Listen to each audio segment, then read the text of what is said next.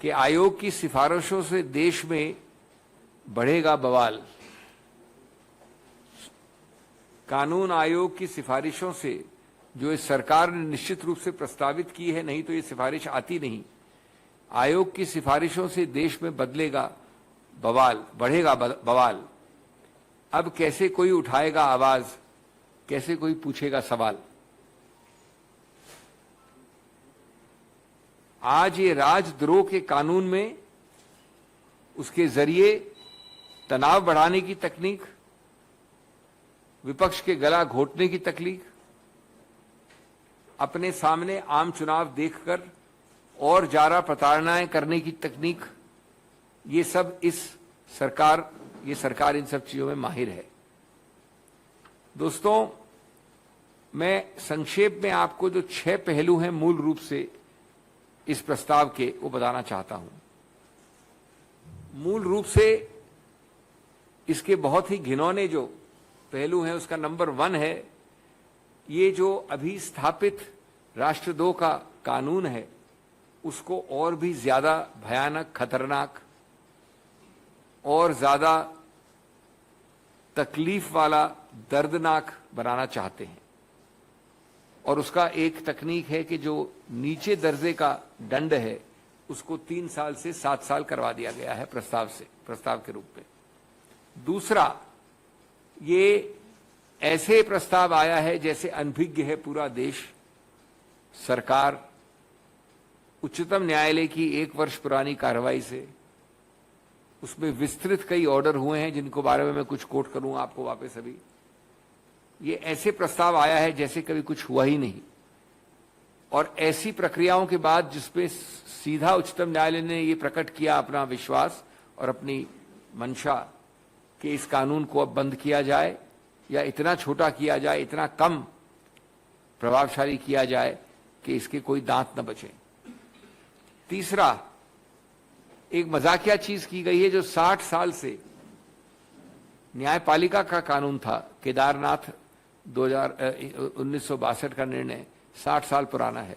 जो कानून बनाया गया था न्यायपालिका द्वारा, उसको प्रस्तावित किया है कि उसको अब विधायिका द्वारा बना दिया जाए। बस ये संशोधन, ये इंप्रूवमेंट, ये सुधार बताया गया है 60 साल बाद।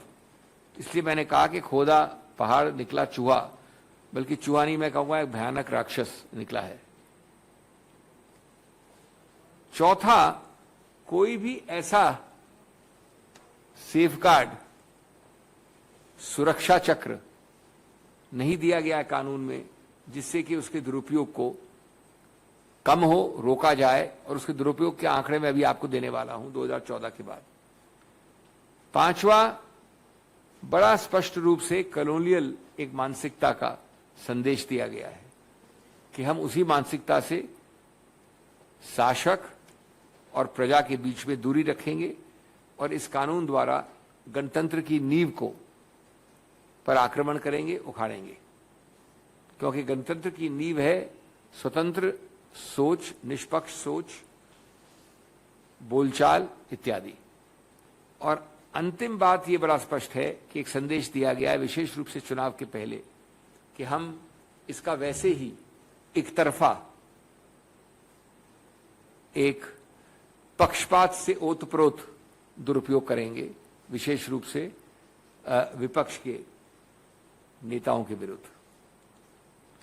उच्चतम न्यायालय के ये आपने वाक्य याद दिला दूं आपको, क्योंकि संस्थापित स्मृति को वापस जगाना आवश्यक है। It will be appropriate not to continue the usage of the aforesaid provision of law by the governments। बल्कि इसको सुनकर असंवैधानिक करार करने की प्रक्रिया उस स्टेज तक पहुंच गई थी। जब असंवैधानिक करार करने की प्रक्रिया की स्टेज पहुंची थी तो कहा गया सरकार द्वारा कि अभी इसको नहीं सुनिए, हम इसको पुनर्विचार करते हैं। पुनर्विचार का आपने परिणाम देखा है। आगे कहा उच्चतम न्यायालय ने, we hope and expect that the state and central governments will restrain from registering any FIR, continuing any investigation or taking any coercive measures by invoking 124A while the aforesaid provision is under consideration। तो उन्होंने इसको स्थगित कर दिया, रोक दिया, इसका कानूनी मरण कर दिया था पिछले 1-1.5 साल से। उसके बावजूद ये किया गया है। क्यों? क्योंकि यही पहचान और चेहरा रहा है सरकार का 2014 के बाद। आंकड़े आपके समक्ष हैं। 2014 से 20 में लगभग 28 से 30% बढ़ोतरी हुई है इन केसेस में। लगभग 550 से ज्यादा केसेस फाइल हुए हैं इस अल्प समय में, 8 साल में। 12 फाइल किए गए हैं पैंडेमिक के दौरान उन लोगों के बारे में जिन्होंने विरोध किया ऑक्सीजन की कमी, वेंटिलेटर्स इत्यादि के मुद्दों पे। 21 केस गए हैं पत्रकारों के विरुद्ध। उसमें कोविड के मुद्दे शामिल हैं, हाथरस गैंगरेप के हैं, नागरिकता के हैं इत्यादि। 27 केसेस हैं सिटीजनशिप एक्ट और रजिस्टर, नेशनल रजिस्टर के विषय में। हम जानते हैं कि करीब करीब उत्तर प्रदेश में 60% बेल याचिकाएं इस विषय में निरस्त होती हैं। 60%। कई दर्दनाक भयानक उदाहरण आए हैं। जनवरी 2021 में 3 सेडिशन केसेस फाइल किए गए कई लोगों के विरुद्ध में, सिर्फ बीजेपी शासित प्रदेशों में।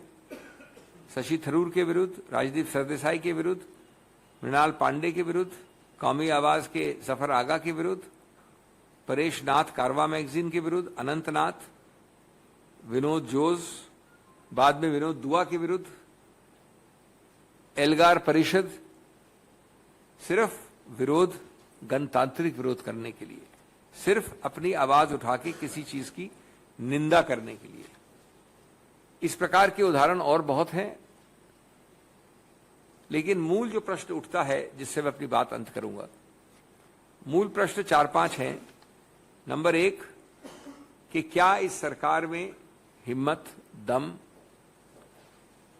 धैर्य नहीं है कि वो इस कानून को हटा दे। इसके लिए अभियान हुआ है देश में। उच्चतम न्यायालय ने करीब करीब अपना मत रखा है।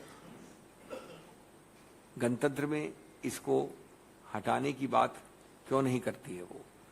उल्टा उससे कहीं ज्यादा भयानक बनाने का प्रस्ताव आपके समक्ष आया है।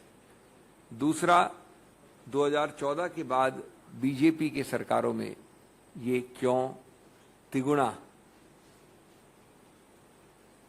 दुगुना, इतना ज्यादा इसका दुरुपयोग क्यों बढ़ा है?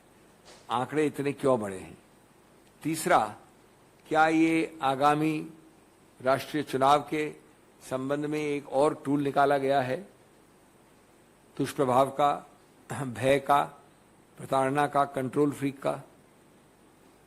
चौथा, ये सिर्फ पक्षपाती रूप से विपक्ष के सेगमेंट्स के विरुद्ध क्यों इस्तेमाल और दुरुपयोग होता है?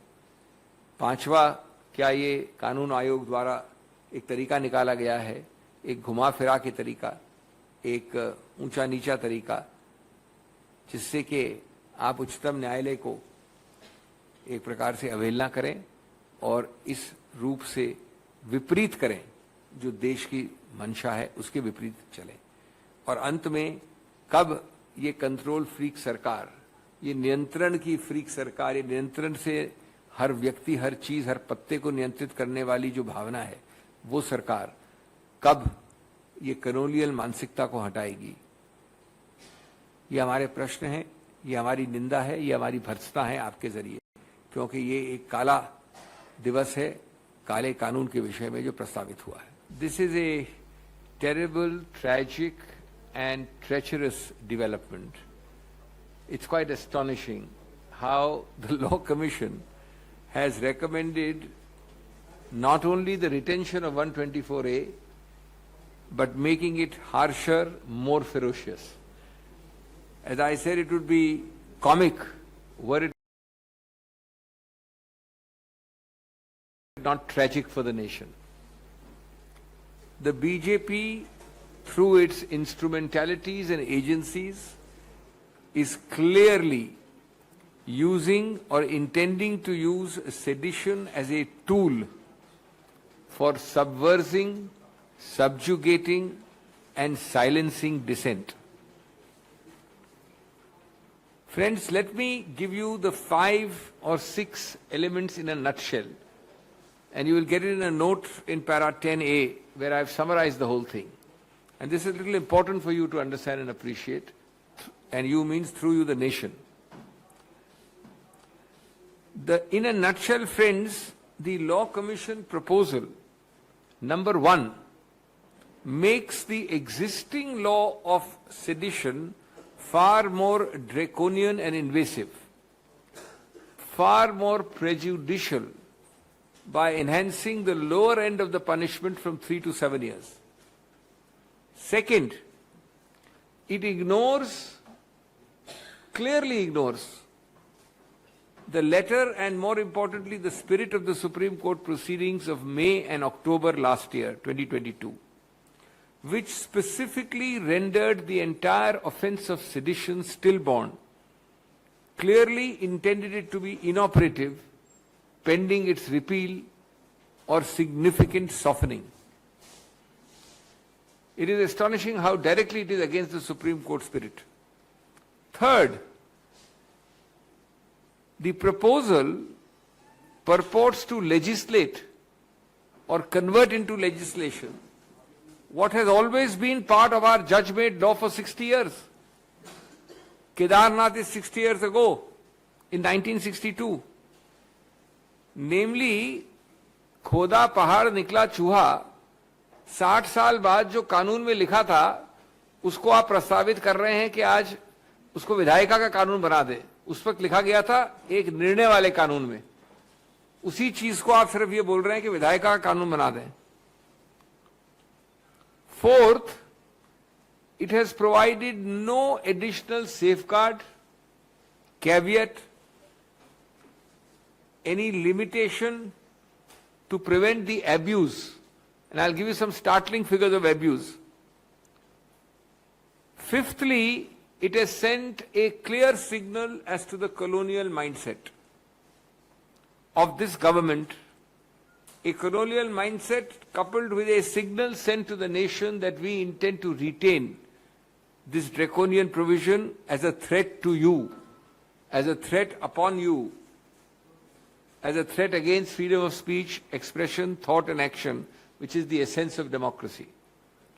And lastly, this government has obliquely declared its intent to continue to be selective and partisan in the misuse of this law against political dissent. Friends, what happened with the Supreme Court in May 11, 22 and later by the order of October 22 is very interesting, and I'll just remind you very quickly of a few quotations from that time. Both the petitioners and the Attorney General have pointed out instances when this law has been misused. This is what the court said in May 22. In the light of this, I quote now, "It will be appropriate not to continue the usage of the aforesaid provision of law by the governments," unquote. "We hope and expect that the state and central governments will refrain from registering any FIR, continuing any investigation or taking any coercive measures by invoking 124A while the aforesaid provision of law is under abeyance and consideration." And so on. So the clear object was that you will have either a repeal or at least significantly softening features. Why were these comments made? Why were these comments made, friends? Need I remind you, this judgment, this order or this set of proceedings in 2022 happened after, in a short span of 8 years, since 2014, the statistics were alarming. Statistics showed a 28%, almost 30% rise in sedition cases between 2014 and 20. 559 cases in this period as compared to 30% and less before that. Sedition cases were filed against those in the pandemic who raised issues of lack of ventilators, oxygen, etc., etc. 12 such cases were filed under 124A. 21 sedition cases were filed against journalists. Many have been arrested under this provision, including the context of COVID-19, farm laws, Hathras gang rape, citizenship.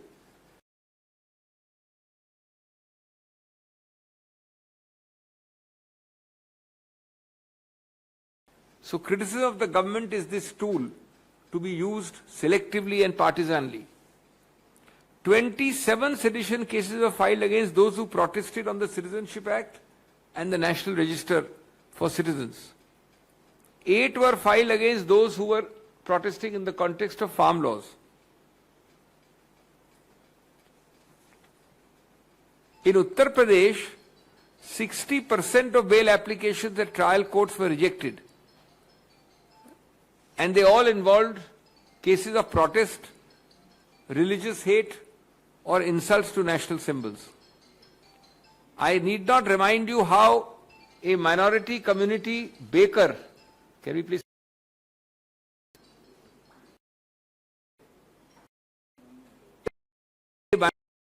Baker, a profile, had to spend 3 months in jail before bail was granted on sedition issues. 3 sedition cases were filed in 3 BJP-ruled states in January 2021. They included, and I repeat, persons like Shashi Tharoor, Rajdeep Sardesai, Mrinal Pandey, Zafar Aga, Caravan's magazine editor, etc., etc. Vinod Dua faced it. Elgar Parishad faced it. We cannot forget this because institutional memory is short, so it is vital to remind you. And therefore, friends, I will condemn this. I will completely reject this on behalf of the Congress and ask the following questions as I end. 1. Why does this government not have the courage to repeal the sedition law? Despite the strong observations of the Supreme Court rendering it inoperative for the last over 1 year, with the clear understanding that it will be significantly softened to vanishing point or repealed. Question number 2. Why have these cases of sedition exploded during BJP regimes? The figures are there for you from 2014. Third, is this an initial step to create a fear psychosis before the upcoming elections, the general elections next year, and further elections at the state level? 4, why is this used partisanly, selectively, principally against opposition persons or those opposed in terms of having a different thinking and philosophy than the government view? How many BJP sympathizers have been booked under this law? 5th, is this nothing more than a circuitous route by the government, a circuitous circumvention to avoid the Supreme Court observations and to actually do the reverse, to make this law more draconian? And lastly, why does this government not change its control freak style of functioning? A control freak sarkar, why does it not change its colonial mindset, its hypocritical swearing against colonialism and doing exactly what is that mansikta? In a nutshell, the BJP now plans to become more draconian, drastic and deadly by misuse of a colonial era law.